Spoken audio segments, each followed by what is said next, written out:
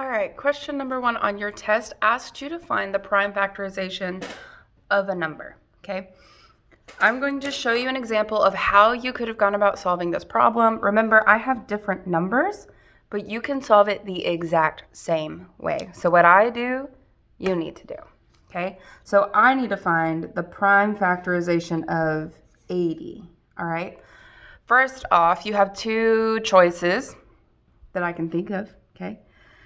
So 80, to find the prime factorization, you can use your ladder or you can use your tree. I always use the tree, okay? And we can break it into all of its pieces and find the prime factorization, all right? Or something happens and you blank or you want to check your answer. You have answer choices you can use to go backwards, okay? Now how you would go backwards is you could solve what is 5 squared times 3. Okay, using PEMDAS, we know we would do 5 squared first. 5 squared is really just 5 twice. So 5 times 5 is 25. So then we would do 25 times 3, which equals 75. Okay, so 5 squared times 3 is not the prime factorization of 80. Okay, the prime factorization will multiply back up to make my number, all right? So you could use your factor tree or go through and solve each of your answer choices and find the one that equals the number you're starting with, okay? So that's how you would solve your answer choices. I'm also going to show you how to do your factor tree because this is a foolproof method, okay? 80, we need to split it into two factors that multiply to make 80, okay? If you can't think of two, think of one that can go into 80. I know 80 is divisible by 2 because it's even. I know it can also be divided by 10 because it ends in a 0.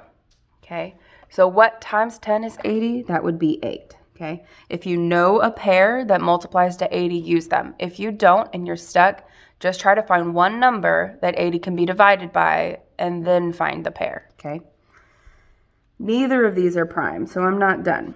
Okay, I'm going to break both of them up.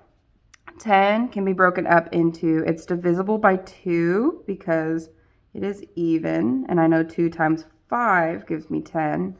Both 2 and 5 are prime, so those two are done.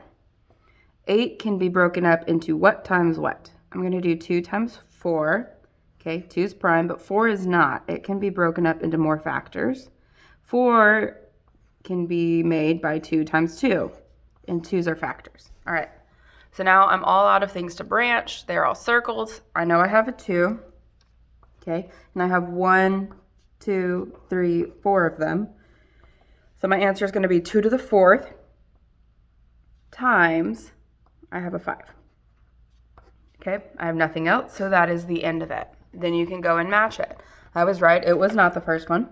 It would actually be C, okay? 2 to the 4th times 5. B has a number that's not even prime, okay, so that can't be it. And D has a 1, okay? We never break things up into themselves in 1.